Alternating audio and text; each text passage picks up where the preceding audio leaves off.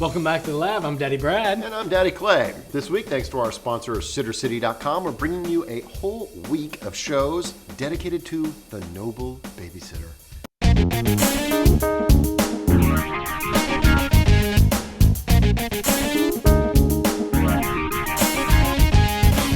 These days, with the widely dispersed families and the very active families, a good babysitter is integral to having a functional family. Another thing you've got to bear in mind is you've got to do that marriage maintenance. You know, whether it's once a week or once a month date night, it doesn't really matter. You got to do it. You got to have a sitter for that. But it's the pre-sitter preparations that are essential for a successful night out and also good sitter retention. Because once you get that good sitter, you gotta hold on. Oh, yeah. Gotta hold on tight. So we got some tips.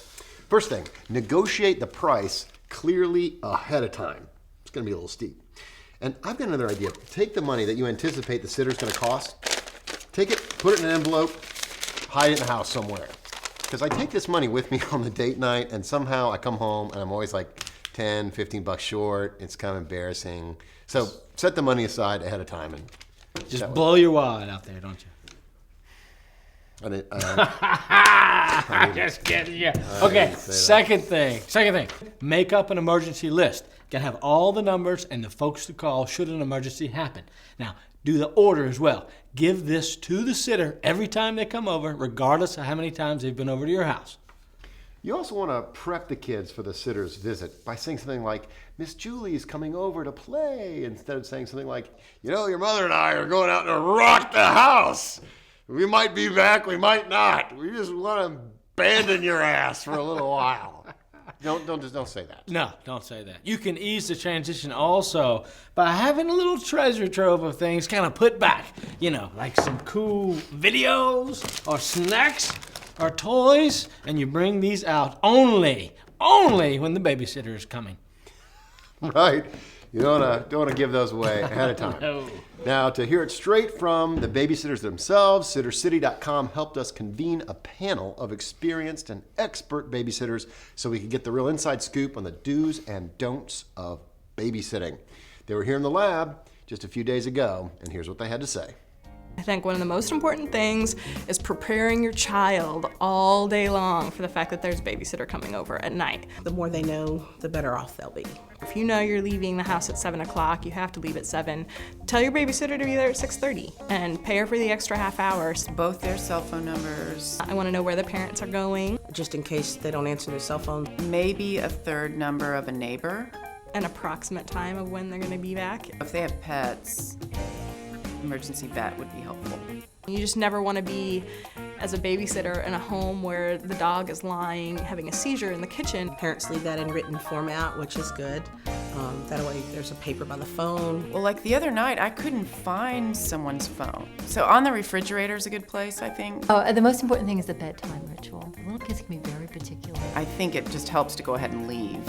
And the kids usually, most kids usually get over it in a very short period of time after the parents leave. Those kinds of fits when parents leave are maybe 40 seconds at the most. I need to tell you how to work the television. Please be dressed when you answer the door when I come over, especially if it's the first time we've met. Yeah, and it would be very nice also if they provided a computer, internet. Typically, a babysitter is just there to babysit your baby and not do your laundry. Babysitters get hungry. I think for most people, the expectation really is that you should feed your babysitter. Sushi sounds good. If they want you to feed their child, they should give you explicit instructions. Most of the people that I've babysat for will have something very easy. Maybe it's chicken nuggets that you throw into the microwave. I've sat for children that have a lot of allergies. Those children, I prefer that their parents fix the meal so that I don't give them something that they're not supposed to have. Always do the dishes. No babysitter should ever leave the house without doing the dishes. I myself just tell people how much I charge. I personally believe that parents pay according to their budget, according to their children. It certainly does not hurt to throw a couple of dollars in at the end of the night. If you say that you're going to be back at a certain time, it's really a good idea to be back at that time. If you don't call your sitter and you say you've been back at 2, she's probably going to be calling you at 2:45 saying, where are you? Are you still alive? Have you left your children with me forever? Where's the really good snacks?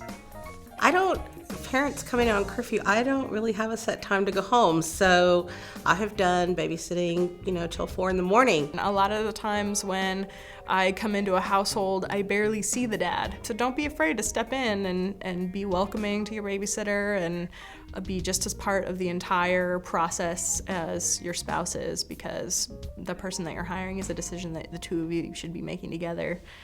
One subject we didn't bring up with the babysitters while they were here, because it was kind of awkward, was the whole idea of the nanny cam.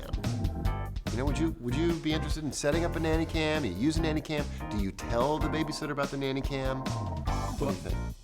I think if you choose to use one, you must tell the babysitter that you're using one. Really? Yeah. Why so? Dude, it's just creepy if you just call KGB, Soviet Union, But crazy stuff. you lose the element of surprise, like the gotcha factor of the nanny cam. But you don't set it up to like, gotcha. You're supposed to be trying to protect your children. Well, if you've got a thought about nanny cams, you've got one that you use that you're happy with, or you've got thoughts, one pro or con, drop us a comment here and you'll automatically be entered into our weekly giveaway on DadLabs.com. It's a 6-month subscription to SitterCity.com worth $75. It's great. So drop us a comment, get entered.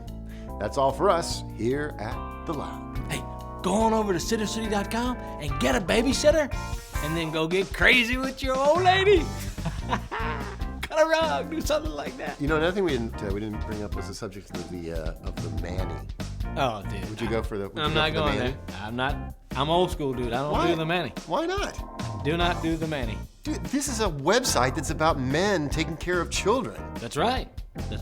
Okay, turn off the camera. Dads? Shut down the friggin' website. You won't let a boy babysit, but men should be equal fathers. I don't want a manny teaching my children where to go and smoke cigarettes. Thank you Or for where coming to hide watch the their final Playboys. episode Or, of all this kind of DadLabs.com. stuff. We will Manny. discontinue providing new episodes to Old the website school. since And you know Dumbo what? over here You know is what? afraid of men taking care of children. This whole thing about men We in appreciate the you delivery viewing room, past episodes that's BS. and hope That's you'll find BS. another Men website should be with videos in the waiting on room fathering with a tumbler somewhere full of whiskey on the internet. and a cigar. You're just an idiot.